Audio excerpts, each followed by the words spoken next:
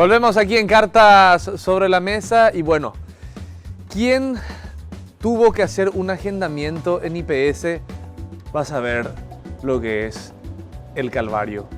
La llamada que no entra, toda esa parafernalia. Bueno, una vez ya que agendaste, tenés un pariente ahí internado, es una dinámica bastante difícil, justamente con relación a eso, que no siempre nos trae gratos recuerdos. Vamos a hablar en este bloque, que así se titula. No sé si podemos ver el zocalito de producción. IPS, el drama nuestro de todos los días. Pero bueno, es importante charlar con quienes saben, quienes conocen esta realidad. Estamos con Pedro Halley, que en su momento fue gerente de prestaciones económicas del Instituto de Previsión Social. ¿Qué tal, Pedro? Buenas noches, gracias por estar hoy con nosotros. Buenas noches, un gusto, gracias. Bueno, ¿cómo estás en este momento? Bueno, me imagino ya que un poco más relajado. Me contaron que, bueno, si bien no estás más en IPS, ahora estás ya abocado 100% a lo que es tu carrera política, si nos querés contar. Sí, efectivamente. Yo estuve mucho tiempo en IPS, 24 años haciendo carrera administrativa. Nunca hice carrera política en IPS porque llegué al cargo que llegué como gerente de prestaciones económicas, que es, hay que definir bien, es el área que gestiona las jubilaciones y las pensiones. Nada que ver con lo financiero y nada que ver con salud. IPS pues se divide en tres campos: sí, salud, financiero y jubilaciones y pensiones. Yo gestioné, administraba los beneficios de largo plazo y de corto plazo, los subsidios de reposo también. Fue toda una lucha, pero logramos llegar a un nivel óptimo. Gracias a Dios me sucedió la ingeniera Cecilia Rodríguez, que trabajó conmigo, se formó en cierta forma en mi escuela y está haciendo un buen trabajo. En ese contexto siempre fui la piedra en el zapato de muchas administraciones, porque por la formación académica que tengo, abogado especialista en pensiones, siempre le hice caso al actuario.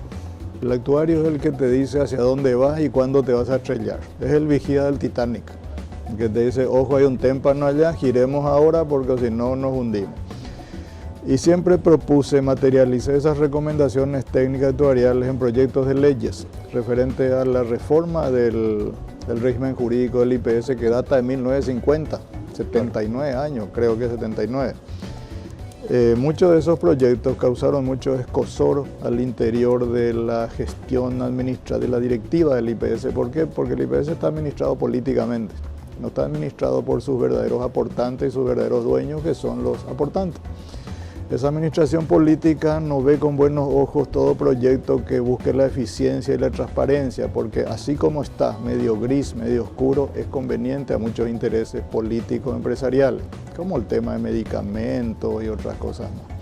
Consecuentemente, siendo la piedra del zapato, eso hizo explosión en la administración del presidente Battaglia, actual presidente, con quien chocamos de frente, y por dos razones muy puntuales, y terminé perdiendo yo porque era el hipoideo o sola piola, como decía papá, ¿verdad?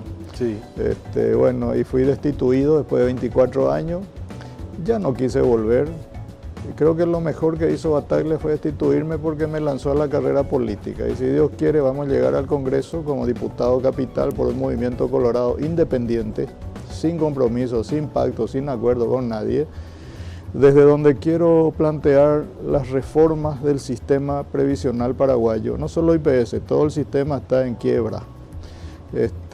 Todas aquellas reformas que no pudimos hacer desde el estamento técnico, porque al técnico no se le da pelota directamente cuando propone las reformas necesarias. Solamente desde el Congreso se hacen esas reformas. Y en eso estoy. Soy jubilado de IPS. Jubilado ya, o sea que si llego a IPS vamos a tener un diputado jubilado.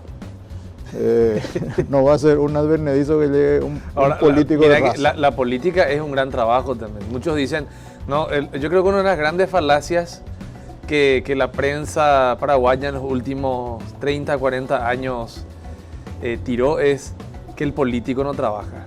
Quien estuvo ahí en la picota, como se dice, sabe que es una cuestión y te tiene que gustar, es un apostolado, de día y noche, gente que te llama, ir a hacer los recorridos. Y depende de él. Vos sabés que creo que el político es como el funcionario público. Sí. Llega a fin de mes y cobra.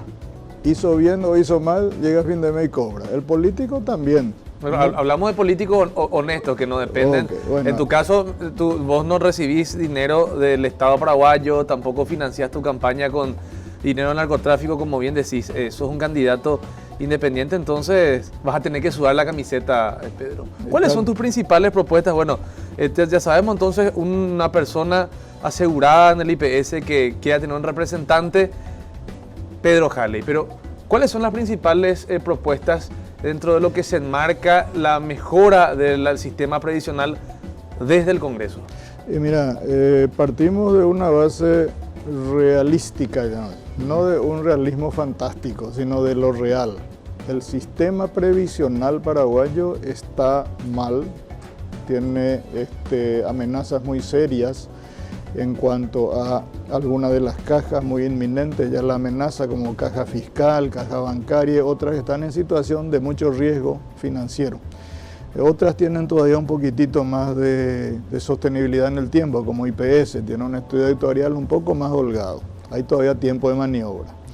Partiendo de esa realidad, con la que se conjuga una realidad laboral, económico-laboral pésima, en la que predomina la informalidad, en la que predomina la falta de trabajo decente, en la que predomina la desigualdad entre el trabajo de la mujer y el trabajo del hombre, la falta de oportunidades por ser mujer o por etcétera. En ese escenario hay demasiadas cosas que hacer desde el Congreso. Una golondrina no va a ser la primavera, pero creo que nosotros vamos a instalar el debate sobre la necesidad de la formalización laboral en el país como fundamento para mejorar el sistema previsional, para lograr la sostenibilidad de las cajas, financiera de las cajas, para potenciar los análisis actuariales de todo el sistema, que no sea una excepción que cada 2 años se haga un estudio actuarial, sino que cada mes se tenga una proyección, y ese tipo de medidas. Ahora bien, cuando hablas de fortalecer, me preguntas cuál es mi fuerte, cuál es el eje programático. Yo no voy a hablar de reforma agraria, seguramente participaré en los debates como paraguayo que soy, pero no, mi especialidad no es la reforma agraria, no es el derecho aeronáutico, no es lo que sea. Lo mío es el sistema de pensiones, que es un tema transversal porque afecta lo económico, lo social, lo biodemográfico, afecta la vida de todos. Entonces, en ese contexto otra vez se diversifica en cuanto a la salud que provee el sistema, el IPS. Es un gran desafío que tenemos que afrontarlo con mucho coraje y con mucha franqueza, porque nos pasamos mintiéndonos todo el día respecto al programa de salud de IPS. Y el sistema de pensiones. Según los estudios que yo tengo, que tenemos con mi equipo y que venimos haciéndolo hace años, hay más o menos 46 jubilaciones diferentes en Paraguay. O sea que tenés jubilados de primera, de segunda, de tercera y de 46 tipos de jubilación. Eso se llama asimetría social. Y en un momento en que ese jubilado es una persona de la tercera edad, generalmente a partir de los 60, 65 años, donde tenés algunos con jubilaciones indignas y miserables y otros con jubilaciones siderales. Algo está mal en ese modelo. Entonces hay que trabajar sobre las reformas paramétricas del sistema de pensiones paraguayo para que otorgue jubilaciones más dignas, más justas y por sobre todo que se actualicen con mucha más eficiencia que por el IPC que da el Banco Central. ¿Qué quiere decir eso? Un jubilado que gana una suma N y la actualizas por el IPC 6%, 5%, ese 5%, 6% de incremento que va a recibir en enero no compensan ni el 10% del costo de vida que realmente le afecta a ese jubilado. Entonces hay que buscar fórmulas que realmente para la tercera edad permitan actualizaciones de los haberes jubilatorios que mantengan la calidad de vida, con dignidad por lo menos de los adultos mayores en Paraguay. Lo otro que hay que trabajar muy fuerte, como te dije, es la formalización. En el modelo paraguayo de pensiones, que es de capitalización colectiva, es lo que la gente conoce como reparto solidario. La capitalización colectiva, reparto solidario, funciona bien cuando se alimenta permanentemente de nuevos trabajadores. Claro. Entonces la ecuación más activos que pasivos se mantiene. pero cuando tu cantidad de activos se va equilibrando con tu cantidad de pasivos, de jubilados, y aparte tus jubilados cada vez viven más, la ecuación financiera termina desbaratando el modelo. Tenemos que trabajar en la formalización laboral para seguir formalizando a la gente e inyectando sangre fresca, sangre nueva, oxígeno financiero al modelo de capitalización colectiva. Si no lo hacemos, vamos a colapsar. Y lo más grave de todo es que en el escenario actual de cajas de pensiones, ahí en el borde del abismo, tenemos 5 años.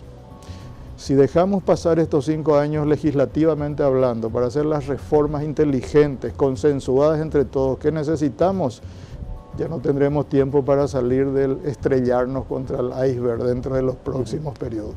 Ahora, desde el Congreso, ¿cómo eso se puede lograr, Pedro? ¿Cuáles serían proyectos de ley que estén orientados a todo eso que explicaste y se nota, sos un entendido en la materia? ¿Cómo se puede lograr y qué es lo que tenés ya en mente para concretar esos proyectos que a quien no le gustaría que su abuela tenga una mejor jubilación? Correcto. Trabajar en blanco, no en negro. Correcto. ¿Cómo se puede lograr? Bueno, y fundamentalmente hay que trabajar el punto 1, que es la llave maestra que abre la posibilidad de otras reformas más sustanciales y más positivas, es trabajar la gobernanza. La gobernanza del IPS es un sistema, es un punto crucial y definitorio del futuro. ¿A qué me refiero con la gobernanza? ¿Cómo se llega a ser presidente de IPS? Hablo de IPS porque es la caja más grande y la más poderosa financieramente hablando, y la de mayor expectativa en términos de tiempo. Y la única que tiene un programa de salud propio al que están prendidos 1,5 millones de paraguayos, que es casi tanto o más importante que el programa de salud del Ministerio de Salud. Entonces, la gobernanza es cómo se llega a ser autoridad en el IPS, a ser presidente y a ser consejero. Hoy el modelo está mal, está contaminado y está desnaturalizado. ¿Por qué? Porque tenemos un presidente y un consejo de administración del IPS que es de capital privado, de aporte de los trabajadores del sector privado, administrado por el gobierno de turno. ¿Y por qué? Y porque desde 1950 el presidente del IPS es designado a dedo por el presidente de la República. Modelo 1950, paternalista, ejecutivista, era un papaguazú que decidía todo. Y el Paraguay de hoy no es el mismo que hace 50 años. Entonces tenemos un modelo de gobernanza 1950 en la que el presidente de la República le pone a su médico preferido o al médico de la familia como presidente de IPS. ¿La carta orgánica hay que cambiar, sí o no? Hay que cambiar. ¿Qué Eso aspectos? que te cuento es la gobernanza. Gobernanza. La gobernanza, designación del presidente por el ¿Quién debería designar una mesa entre los obrero patronal? ¿Cómo tiene que ser la designación del presidente de IPS? Yo creo en un modelo, y hemos presentado el proyecto, no son ideas que ahora lanzo. En el 2021 ya presentamos el proyecto de ley, en consecuencia de un proyecto que lo debatimos con el senador Rasmussen, que no es de mi partido, pero sí lo debatimos, y nosotros los jubilados, los adultos mayores, yo te anotaba jubilados, presentamos un proyecto de ley de gobernanza en el cual el fundamento es eleccionario, es decir, los trabajadores eligen a su representante, los jubilados eligen a su representante y los jubilados lo mismo, los empleadores y los jubilados. Es que así debería ser en un país democrático, racional. Democrático, social de derecho, ok. Y de ese equipo electo por los aportantes, que es lo fundamental, se elige al presidente por periodos anuales, sometido a revisión y a medición de su gestión. No funciona, y lo siento, te vas, funciona, se lo mantiene, pero no que se quede 5 años porque es amigo del presidente de turno de la República. Eso es lo que vino a desnaturalizar. Hoy, ¿cómo funciona? El presidente del instituto es amigo del presidente de la República. Los consejeros, y hay 2 que representan al Ministerio de Trabajo, al Ministerio de Salud. Por supuesto son funcionarios políticos de confianza también del gobierno de turno. Y hay 3 representantes de los aportantes, empleadores, trabajadores y jubilados. ¿Cómo se los elige? Y cada sector eleva una terna, 3 nombres, Pedro, Juan y José. ¿A quién le elevan? Al presidente de la República. Entonces, el presidente de la República decide, Juan lo es su amigo, porque es presidente de tal seccional o de tal comité o de tal reforma. Y ya está. ¿Qué tenés al final? Un consejo político, funcional a los intereses políticos de cada gobierno. Por eso a mí me aterra que si de repente sube Pinocho de presidente, vamos a tener 6 Pinochitos ahí en el Consejo de Administración. Y eso hay que romper. Sí. Tiene que ser un consejo técnico. Está la parte, como bien decías, administrativa, pero está la parte que es más sensible a la población, porque es así, es algo invariable, la parte de la salud. Todo esto que decíamos al hacer la introducción de la entrevista, que ya empieza con el agendamiento, que ya es como un maltrato para el asegurado. ¿Sí?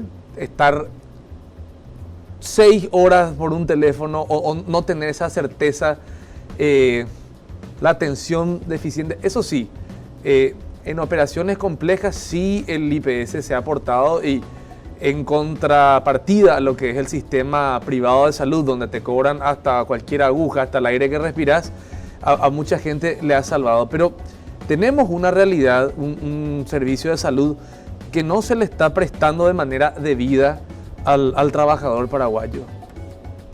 Esa realidad, ¿cómo se cambiaría? Y bueno, parto de lo que señalaste. En la tormenta IPS, en la llovizna el seguro privado. El paraguayo construye su seguro médico, tiene su privado para la gripe, pero a la hora del cáncer, IPS socorro. Y entra como sea, como empleado doméstico, como lo que sea, se entraba. Okay. Hay que sostener ese modelo de medicina de alta complejidad al servicio del prójimo. Eso hay que sostener y hay que defenderlo. Pero pasa también por lo que señalé primeramente, está muy relacionado la gobernanza. Hoy tenés un consejo de administración politizado, permeable a intereses empresariales. Y eso juega contra la calidad de la salud. ¿Por qué? Porque esa autoridad actual, por ejemplo, y pongo un ejemplo, impide y prohíbe que se active el laboratorio de producción de IPS. IPS tiene un laboratorio de producción que, con algunas modificaciones tecnológicas, equipos, IPS está liberado de impuestos para importar equipos, para importar materia prima, para fabricar medicamentos. O sea, puede producir a un costo posiblemente del 20% de lo que cuesta comprar en una licitación, pero ese laboratorio está cerrado y no se producen los genéricos, expectorante, analgésico, vitaminas, que eran de excelente calidad hace 25 años cuando funcionaba. Y la gente se peleaba por los medicamentos de IPS, hasta que 7 llaves. ¿Por qué? Porque hay que venderle a IPS. Y se le vende a veces almidón. ¿Mito o realidad que hay una mafia de medicamentos ahí ahora que sos candidato y ya estás? Siempre es más fácil hablar cuando ya no estás en la institución. ¿Qué es cierto ahí y que incluso hay un clan político ligado a eso? Totalmente correcto, eso es cierto. Yo lo veía desde adentro y buscamos la forma de romper eso presentando los proyectos de leyes de gobernanza y de transparencia, etc. ¿Te animás a decir cuál es el clan político que está atrás de eso? Sí, de hecho es sabido, ¿verdad? Que ¿cómo se llama? El plan Samaniego está vinculado a la familia Ferreira. Vos que estuviste adentro, lo viste en carne propia eso, Pedro. Y mira, el funcionario que no está en el área de salud no lo ve en carne propia, sino que lo escucha del funcionario que está en salud. Pero es otra vez un rumor que corre, nadie te muestra un papel. Realmente ustedes son los que están destapando todas estas cosas. Yo, por haber dicho esto que te estoy diciendo ahora, siendo candidato político, a un cargo político, lo dije antes de ser candidato, y me mandaron 3 escribanos. Uno por una senadora, otro de una farmacéutica y otro no me acuerdo, y los 3 posiblemente me van a querellar por calumnia y difamación. Y te digo una cosa, desde Tacumbú voy a decir lo mismo, porque es la verdad. Eso tenemos que eliminar, esa rosca que maneja la provisión de medicamentos. Aclaro muy bien, hay empresas honestas y serias, pero hay otras que lucran con la desgracia del prójimo, del asegurado. Eso tenemos que eliminar y hay demasiadas formas. Una es reactivando el laboratorio de producción. Dejemos de comprar algunas cosas que podemos comprar caro, algunas cosas que podemos producir barato. IPS tiene 1.500 bioquímicos más o menos en su plantel, que están haciendo de ordenanza y de administrativo por todo el instituto. ¿Por qué no los ponemos a trabajar en esto? Va a ser el mejor laboratorio de producción de medicamentos del país, uno. Lo otro, La forma de comprar medicamentos para IPS y aún para salud pública está mal. ¿Por qué? Porque compramos como si fueran virome o cubierta. Yo te compro, vos me traes el producto, te pago el 30%, ahí ya ganaste. Me entregas tarde, me entregas vencido, sin control de calidad, recibo, estoqueo, se pierde, se roba. ¿Quién sufre? El asegurado. No podemos avanzar hacia un modelo moderno como usan otros países en el que vos, proveedor, me ofreces un vademecum, un listado de medicamentos, digamos oncológico, o para la gripe, para poner simple el tema. Y yo te acredito la compra, te doy un crédito por ese valor, a precio de licitación. Claro. Pero vos estás obligado a entregarle al asegurado en tu cadena de farmacias, porque todos los laboratorios tienen cadena de farmacia. El que no tiene, pues que contrate si tenemos una farmacia en cada esquina. Entonces el asegurado retira de la farmacia.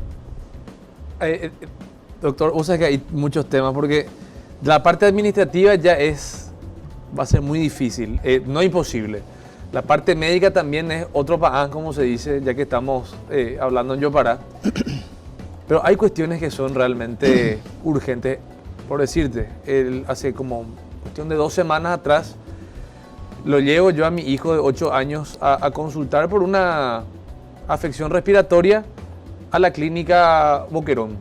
Que hay que reconocer que, bueno, por lo menos de forma edilicia ha mejorado en cuanto también a la atención, sobre todo en la parte de urgencias. Pero, oh sorpresa, no tenían el Ventolin que se le pone al nebulizador. Ya.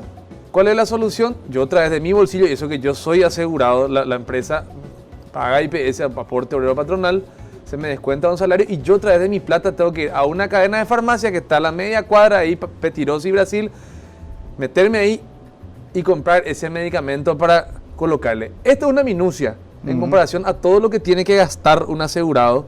Correcto. Y justamente estoy leyendo una noticia acá del diario ABC que dice: proveedores iniciaron suspensión de contratos con IPS por deuda de 240 millones de dólares. Y hay un cartelito así escrito a mano. No sé si puede enfocar acá en la cámara a ver, porque este es de terror. Porque dice sin existencia. Y ahí aparece un medicamento básico, que es el Analer, por ejemplo. Ahí está, lo tenemos en pantalla. Gracias también a Marcelo Andreotti, que está ahí en la parte técnica. Sin existencia, etoposide, dacarbazina, llave 3 vías. Que me imagino que es la cosa con la que se ajusta acá la vía. Ranitidina 50 miligramos, Analer, que es así el genérico del genérico de poder producir antialérgico. Mesna, Docetaxel y otros más. Yo creo que esta situación es realmente insostenible. O sea, hoy le podemos entender al asegurado que te dice, juegan con nosotros, nos sentimos manoseados. Ciertamente, como vos decís, Pedro, hay mucha gente que se va para un cáncer y entran por la ventana. Pero hoy el asegurado está sin remedio, algo que es básico. Mira, de ese listado que leíste, sin ser médico, estimo que casi la mitad puede producir IPS. Puede producir IPS en su laboratorio de producción a un costo ínfimo en relación a lo que paga hoy, porque está exento de todos los gravámenes a la importación de la materia prima para el Analer, para el April, para lo que sea. Sin embargo, está llaveado ese laboratorio de producción. No. Y ahí es donde hablo de la injerencia política. Para hablar mal y pronto, ¿por qué Elías Piris tiene que ir a comprar de su bolsillo un broncodilatador para su hijo?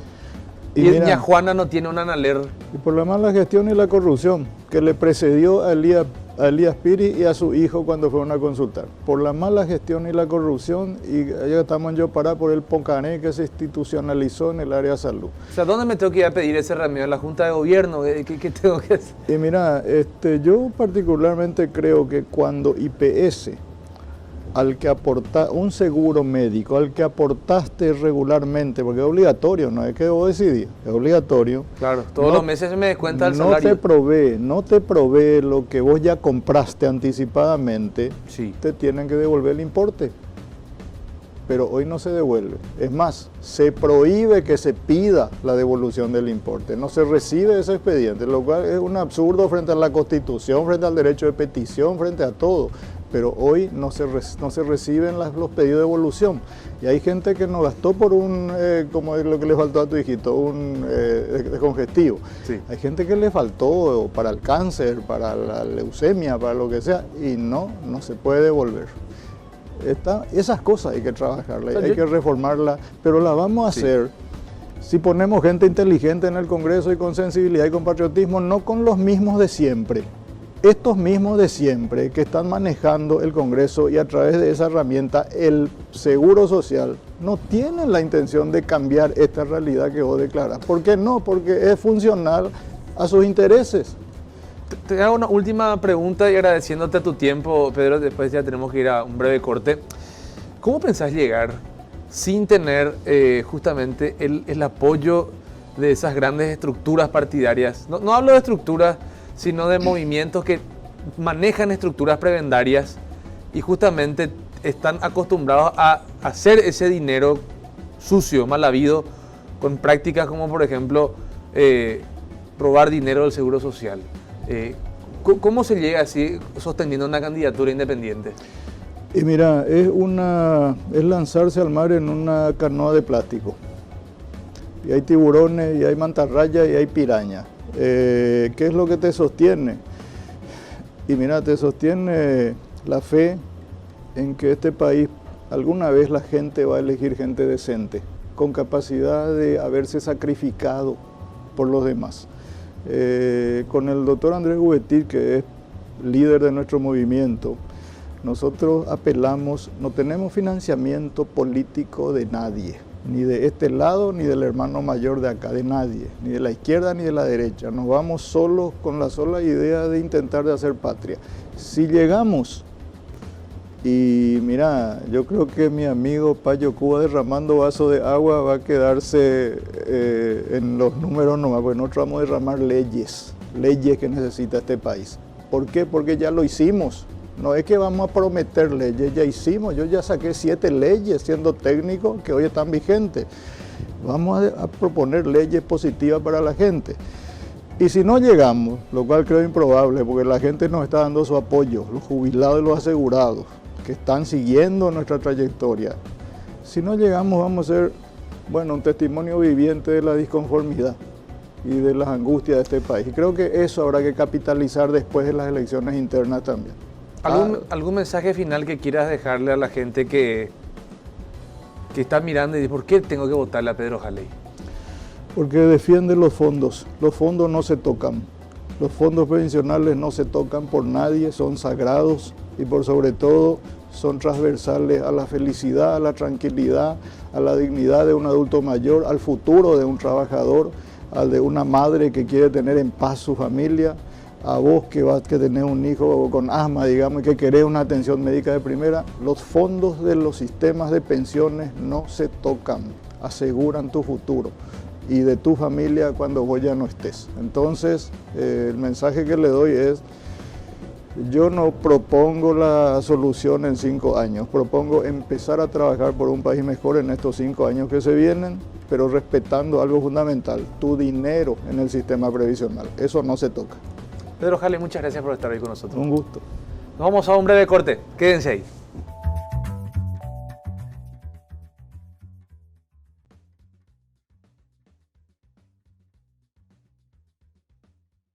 Bueno, qué noche, Francesco Fiori, bienvenido a esta transmisión.